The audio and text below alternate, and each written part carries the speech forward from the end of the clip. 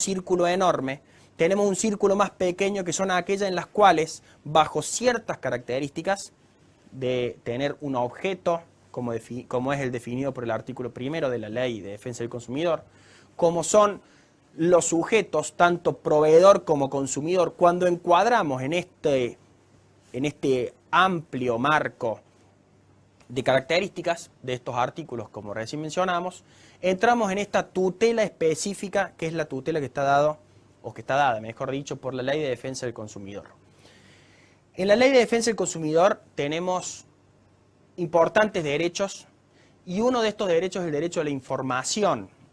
A su vez tenemos un montón de cargas que pesan en general, o sobre todo sobre el proveedor, en donde está el deber de información, de una información que debe ser detallada, veraz, etcétera, etcétera. Todo aquello que definen los distintos artículos de la Ley de Defensa del Consumidor. Y vamos a ver en un video, en el siguiente bloque, cómo se ejemplifica este deber de información, la importancia que tiene el deber de información en la contratación de las distintas personas. La Ley de Defensa del Consumidor podemos decir que viene a ser como la ley laboral en las relaciones de trabajo, es decir, una ley que trata de equiparar este desequilibrio, este supuesto equilibrio, libertad entre los iguales, diríamos nosotros. No existe esta igualdad entre algunos sujetos, no existe la igualdad entre Doña Rosa y el Macro, Doña Rosa y Carrefour, porque necesariamente o porque lamentablemente a la hora de contratar están en desigualdad de condiciones. La ley viene a equiparar y de esta manera a otorgar una gran cantidad de herramientas y facultades para igualar esta relación jurídica obligacional, por supuesto, como puede ser la compra-venta de cualquier artefacto que efectúe un consumidor con un proveedor.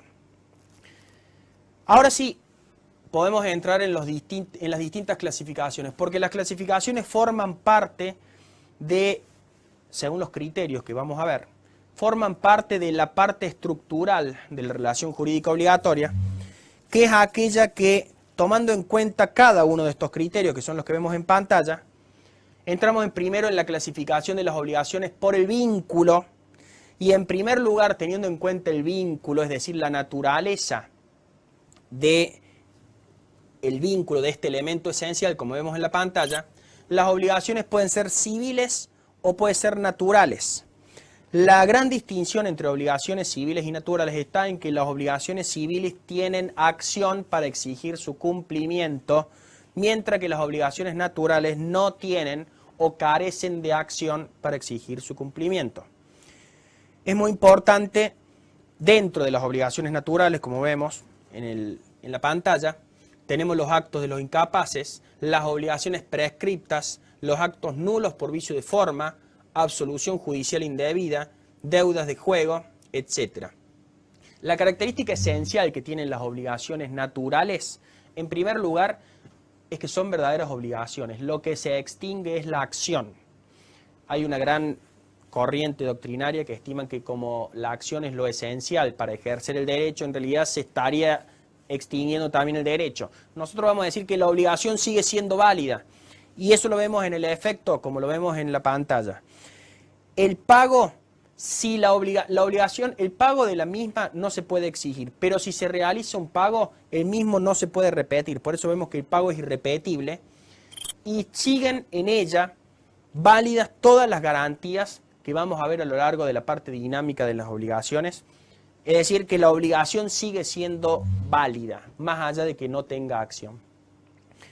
Otra clasificación muy importante está dada por la clasificación también por el vínculo jurídico, teniendo en cuenta este elemento esencial, es la clasificación dada por la interdependencia o no de las obligaciones. Y es por ello, como vemos en la pantalla, que tenemos las obligaciones principales y las obligaciones accesorias. Con respecto al objeto y al sujeto, los deberes, derechos y cláusulas accesorias, los efectos son que no producen efectos cuando garantizan las obligaciones naturales o nulas, y las obligaciones accesorias son aquellas que dependen de la obligación principal, por cuanto una vez que cae la obligación principal o es nula la obligación principal, también lo va a hacer la obligación accesoria. Retomamos el ejemplo que damos hace un instante de límite de la autonomía de la voluntad. Nos acordamos de lo que es la ley de defensa del consumidor, dentro de esta ley el deber de información, y ahora vamos a ver un video en donde vemos la gran importancia que tiene uno de los deberes que está plasmado en esta ley, en la ley 24240, que es el deber a la información, y que lo traducimos en distintas secuencias de un video que vamos a ver ahora.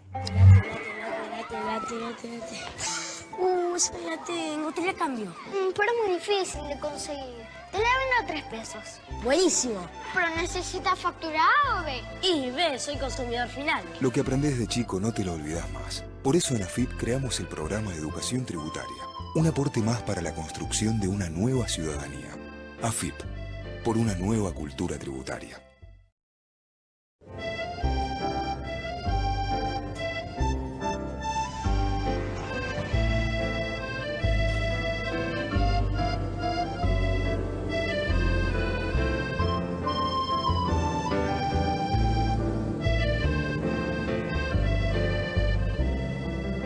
Lo que aprendés de chico no te lo olvidás más. Por eso en AFIP creamos el programa de educación tributaria. Un aporte más para la construcción de una nueva ciudadanía.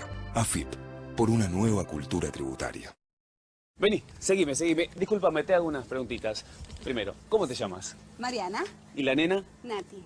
Decime, Mariana, ¿vos te preocupás por la ropa que usa toda tu familia? Sí, claro, por supuesto. Entonces, Mariana, decinos, ¿cómo te das cuenta cuando una prenda es importada? La estampilla de la FIP. Por la estampilla de la FIP, claro. Muy bien, Mariana. Vemos que ella sí se preocupa por el Lo que bienestar aprendés de su chico familia. no te lo olvidás más. Por eso en AFIP creamos el programa de educación tributaria. Un aporte más para la construcción de una nueva ciudadanía. AFIP, por una nueva cultura tributaria. La carterita gris. Te va a quedar mejor. Mami, Sí. 5 por 9. 45. Como empleada doméstica es bárbara. Mamá, 7 por 8. 56.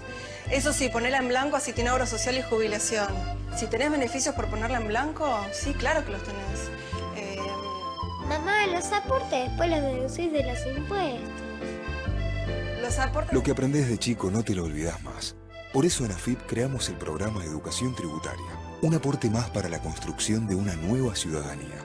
AFIP, por una nueva cultura tributaria. Antes, en la provincia de Buenos Aires, evadir ingresos brutos era un juego de niños. Y millones de recursos necesarios se perdían sin remedio. El cruce de información, implementado por la provincia, termina con el juego de los evasores. La moratoria bonaerense es la oportunidad de ponerse al día y evitar complicaciones. Moratoria bonaerense. Vence el 15 de mayo. Seguimos con las clasificaciones de las obligaciones. Habíamos dicho que las clasificaciones de las obligaciones las hacíamos teniendo en cuenta o en base a algún elemento. Vimos la clasificación de las obligaciones teniendo en base el elemento vínculo. Entramos ahora en la clasificación teniendo en base el elemento sujetos. Según los sujetos, tenemos las obligaciones, como vemos en la pantalla, de sujeto singular. Generalmente nosotros imaginamos aquellas obligaciones en donde hay un sujeto solamente en cada uno de los extremos, en cada uno de los polos. Juan le debe a Pedro la suma de Juan debe realizar determinada prestación a favor de Pedro.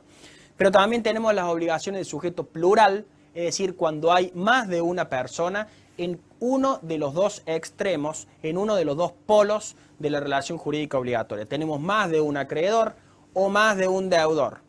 Dentro de las relaciones sujeto plural, sabemos que podemos tener un acreedor y muchos deudores, muchos acreedores y un solo deudor, o bien podemos tener muchos acreedores y muchos deudores. Es decir, pluralidad de sujetos dentro del mismo centro de interés. Cada uno de los polos es un centro de interés a los fines de la relación jurídica obligatoria. En las obligaciones de sujeto plural tenemos las obligaciones conjuntas o las obligaciones disyuntas. En las obligaciones disyuntas tenemos una gran clasificación de las obligaciones, que son las obligaciones simplemente mancomunadas y las obligaciones de mancomunación solidaria, o comúnmente conocidas como obligaciones solidarias. Es esencial para esta clasificación de las obligaciones la exigibilidad de la prestación, por cuanto en las obligaciones simplemente mancomunadas, como ya lo hemos visto, se puede fraccionar el cumplimiento de las mismas. En las obligaciones solidarias, la obligación se exige por entero. A cualquiera de los deudores y cualquiera de los acreedores puede exigir la prestación íntegramente, es decir, por entero. Otro centro a los fines de las clasificaciones que estamos estudiando, que forman parte de toda la estructura de la obligación, los conceptos y los efectos que se pueden dar, siempre metodológicamente y didácticamente, está dado por el elemento esencial que es la causa. Causa, por supuesto, como elemento esencial nos referimos a la causa fuente. Nos acordamos que no nos estamos refiriendo a la causa fin. Respecto de la causa, teniendo en cuenta la causa, mejor dicho, las obligaciones se clasifican en obligaciones nominadas y obligaciones innominadas. Dentro de las obligaciones nominadas tenemos las que provienen de un contrato, cuasicontrato, delito, cuasidelito. Finalmente tenemos las obligaciones innominadas. Pasamos ahora a las clasificaciones que surgen teniendo en cuenta otro elemento esencial de las obligaciones, como es el objeto. Teniendo en cuenta la clasificación de las obligaciones que hacen referencia al objeto, tenemos distintas clasificaciones. En primer lugar, según la naturaleza del objeto, cuando nos referimos al objeto nos estamos refiriendo a la prestación, tenemos que las obligaciones pueden ser de dar, de hacer y de no hacer. Teniendo en cuenta, en segundo lugar, la naturaleza de los bienes, tenemos que las obligaciones, teniendo en cuenta la prestación, que las obligaciones pueden ser de dar cosa cierta, de dar cosas inciertas u obligaciones de género, obligaciones de dar cantidades de cosas y obligaciones de dar suma de dinero.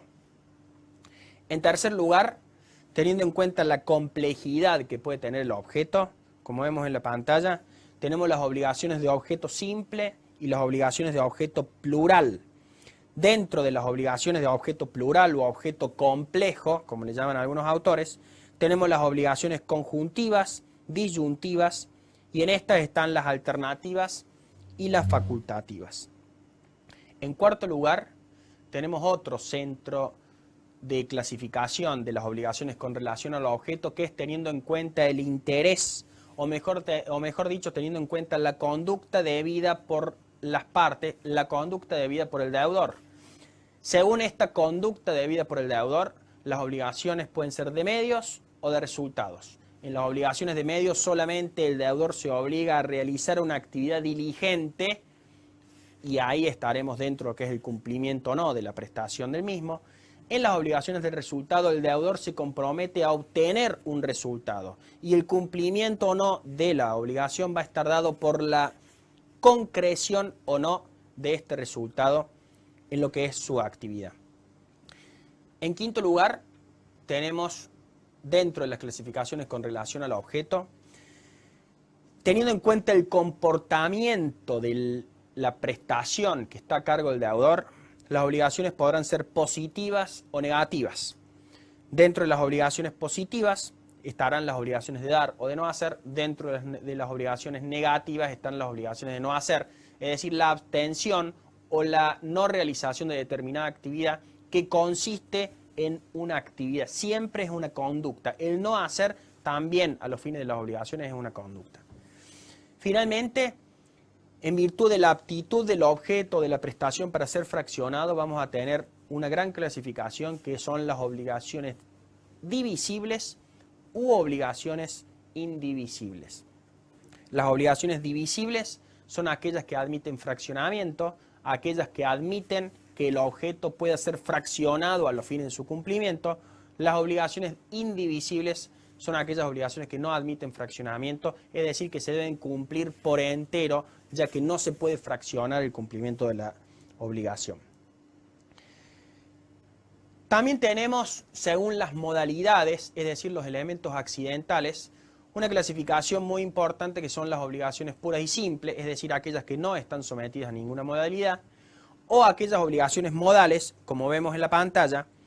Tenemos en primer lugar la obligación sometida a una condición, o la obligación sometida a un plazo, o las obligaciones con cargo o modo. Tanto la condición, el cargo o modo implican las distintas modalidades, son los elementos accidentales. Explicábamos algo cuando decíamos son los elementos que pueden o no estar, pero que cuando están le dan efectos particulares a la relación jurídica obligatoria. Finalmente, en virtud del tiempo de cumplimiento, la clasificación de las obligaciones la vamos a tener según dos parámetros. El primer parámetro va a estar dado por el comienzo de la exigibilidad. Cuando la exigibilidad comienza de manera inmediata, tenemos las obligaciones de ejecución inmediata, y cuando el comienzo de la exigibilidad está supeditado a un cierto tiempo, tenemos las obligaciones de ejecución diferida. Por último, y siempre teniendo en cuenta el tiempo de cumplimiento, según la duración del acto que constituye la prestación a cargo del deudor, las obligaciones podrán ser instantáneas o de tracto sucesivo, es decir, que se lleven a cabo en un solo acto o que se lleven a cabo en una serie de actos sucesivos y distanciados en virtud del tiempo. Hay algo muy importante que tenemos que tener en cuenta y está dado por las dos grandes clasificaciones que son las clasificaciones de las obligaciones con relación al objeto según la posibilidad o no de fraccionar el objeto, obligaciones divisibles e indivisibles, y la clasificación según los sujetos en las cuales tenemos las obligaciones simplemente mancomunadas y solidarias. Respecto a estas dos clasificaciones, nosotros tenemos que decir que atienden a elementos esenciales distintos, una al objeto y otra a los sujetos, pero hay distintos artículos y distintos conceptos y una igualdad de régimen que nos obliga a estudiar estas dos clasificaciones de manera conjunta. El artículo que nos sirve de puente para el estudio de estas dos grandes clasificaciones de manera conjunta es el artículo 673 del Código Civil Argentino. ¿Qué nos dice este artículo? El artículo 673 nos dice que las obligaciones divisibles o indivisibles tienen razón de ser en tanto y en cuanto exista pluralidad de sujetos en el mismo polo. Es decir, en tanto y en cuanto haya más de un acreedor o más de un deudor. Porque en la medida en que haya un solo acreedor y un solo deudor, las obligaciones, nos dice el artículo 673, nos lo explica también Vélez Sarsfield en la nota a este artículo, que les pido que lo vean, que es una nota muy ejemplificativa. En aquellas obligaciones en las cuales hay un solo acreedor y un deudor, las obligaciones, por más divisibles que sean, se deben cumplir como si fueran indivisibles. ¿Por qué? Porque hay un principio en materia de derecho civil que dice que el acreedor no está obligado a recibir pagos parciales. Es decir, el acreedor no está obligado, cuando hay un acreedor y un deudor, a que le fraccionen la prestación. Él podrá elegir si se la fraccionan o no. Este artículo necesariamente nos lleva a la conclusión de que la divisibilidad o no, la posibilidad o no de fraccionamiento de la prestación de la conducta a cargo del deudor en materia de obligaciones está íntimamente relacionada con que haya pluralidad. Sí me sirve el fraccionamiento o no de la prestación en tanto y en cuanto tenga más de un sujeto acreedor, tenga más de un sujeto deudor. Cuando hay un acreedor y un deudor, como que no me sirve esta clasificación, y esto nos obliga al estudio de manera conjunta. Hay otra cosa que también nos obliga, otro tema que también nos obliga a estudiar de manera conjunta a estas dos grandes clasificaciones, y es la similitud en cuanto a los regímenes de una y de la otra. Vamos a ver, y ustedes ya lo habrán visto, que las obligaciones divisibles, en ellas rige el principio de fraccionamiento. Idéntico régimen se aplica en las obligaciones simplemente mancomunadas. El régimen es igual, es idéntico. En ambos rige el principio de fraccionamiento, en ambos las obligaciones se dividen en tantas partes como acreedores y deudores haya y se fracciona la prestación. Por otro lado, las obligaciones indivisibles con las solidarias tienen una gran particularidad en la cual se tiene una semejanza, y es que la prestación debe cumplirse de manera íntegra en ambas. La obligación se cumple solamente el todo de una sola vez. En la obligación indivisible por la naturaleza de la prestación, en la obligación solidaria porque así lo establecen las partes. pero en ambas se rompe con el principio de fraccionamiento. No se puede fraccionar la prestación, se debe cumplir de manera íntegra.